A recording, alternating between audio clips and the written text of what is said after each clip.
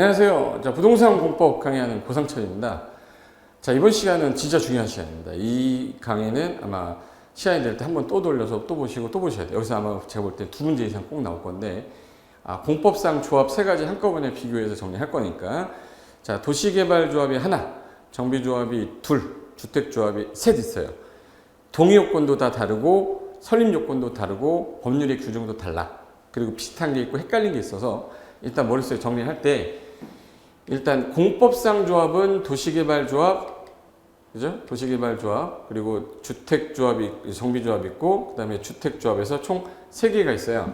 도시개발조합 개칠이 7명, 정비사업은 추진위원회 5글자 5명, 주택조합은 3개인데 가입을 하는 게 있고 건설을 하는 게 있어요. 그래서 주택조합은 리모델링 빼고요. 주택 건설 예정 세대 수의 50%, 2분의 1 이상으로 하되 최소 20명 이상이어야 된다.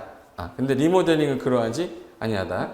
그럼 도시개발조합, 정비조합 중에서 도시개발조합은 토지 소유자들이 모인 거고요. 정비사업조합은 토지 등 소유자라고 그래요. 토지, 건축물, 지상권자들. 그래서 요 도시개발조합하고 정비조합은 성격이 비슷한데, 도시개발조합은 일단 동의요건이 면적 3분의 2, 총수 2분의 1 이상 동의를 얻어서 모든 토지 소유자가 조합원인데 동의를 안 해도 자동 조합원이 다 되는데, 주택 여기 정비사업조합은요 2개가 나와요. 재개발조합하고 재건축조합 2개 나오죠. 그 중에 재건축은 동의한 자만 조합원이 되기 때문에 자동 조합원은 재개발조합이에요. 근데 재개발은 총수 4분의 3, 면적 2분의 1. 근데 재건축은 각 동마다 과반수 동의를 얻고 전체 동의 4분의 3, 면적도 4분의 3 얻어야 돼요. 근데 이 주택단지가 아닌 바깥에 있는 적이 포함이 되면 총수 4분의 3, 면적 3분의 2 얻어야 돼요. 그래서 동의요건 반드시 기억하셔야 됩니다. 근데 재개발조합 같은 경우는 동의 안 해도 자동 조합원이지만 재건축은 동의한 자만 조합원으로 본다. 꼭 기억하셔야 돼요. 그래서 특이한 게 조합 설립 인가 받고 나서 30일 내 등기함으로 성립하기 때문에 그때부터 법인으로 봐요. 이 도시개발조합하고 정비조합은. 근데 이 주택조합은 성격이 달라요. 주택법은 성격이 다르기 때문에 도시개발 정비사업 조합 2가지는 인가 받고 30일 내 등기함으로 성립하고, 동의하지 않은 자도 자동 조합원이나 재건축하고 리모델링은 동의한 자만 조합원이 될 수 있다. 동의 안 하면 어떻게 되는데요? 나중에 매도 청구 대상이 될 거고요. 미성년자도 소유자면 조합원은 될 수 있겠죠.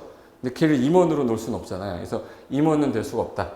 총회는 반드시 두는 건데, 총회 반드시 두는데, 개발법에서는 대의원회가 의결권 가진 사람이 50인 이상이면 대의원회에 둘 수 있다고, 정비법은 100인 이상이면 반드시 두어야 돼요.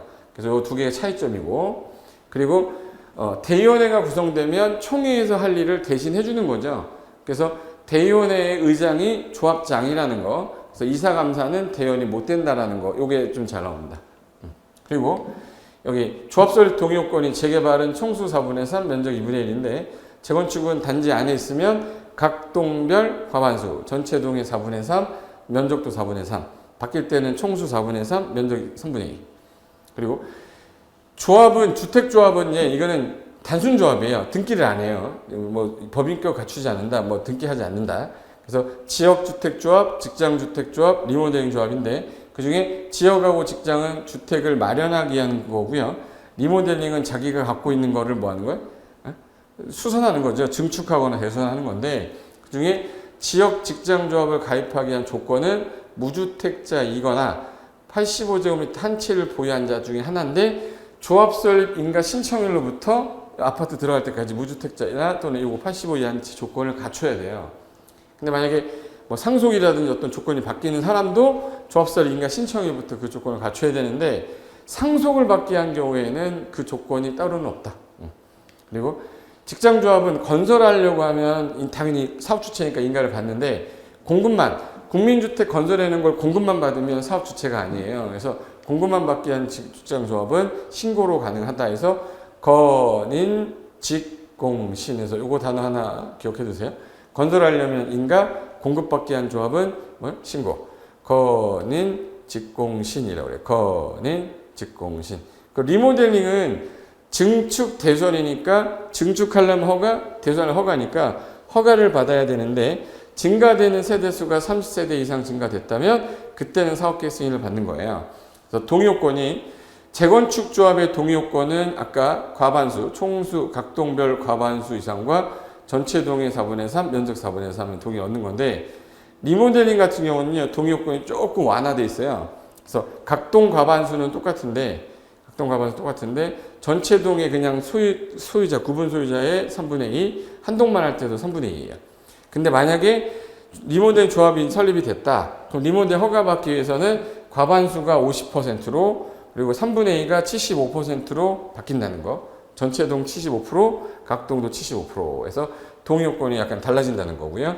이 동의요건들은 반드시 기억해 두셔야 되니까 요거 한 번 들어두시고 두 번 들어두시면 딱 15분만 투자해서 세 번 들어두시면 절대 안 까먹습니다. 꼭 기억해 두셔야 될 부분이니까 반드시 기억해 두시고 조금 조심할 부분이 있다면 리모델링 주택조합은 자기 거잖아요. 그래서 여기는 리모델링은 토지 소유 권원 확보라는 표현이 없어요. 근데 지역하고 직장조합은 최소한 토지 사용할 수 있는 권원 80% 이상 확보를 해야 조합설 인가가 나요. 근데 리모델링은 자기 거니까 그럴 필요가 없고 그리고 재개발, 재건축 중에서 재건축은 수용이 안 되고 리모델링도 수용이 안 돼서 동의 안 한 자한테는 나중에 무슨 청구한다고요? 매도 청구한다. 요 정도는 좀 기억해 두셨으면 좋겠습니다. 자, 이렇게 정리하시고 시간 되면 한 번 더 보시기 바랍니다. 반가운 얼굴 아니어도 화면만이라도 좀 보세요. 자, 그럼 다음 시간에 뵙겠습니다.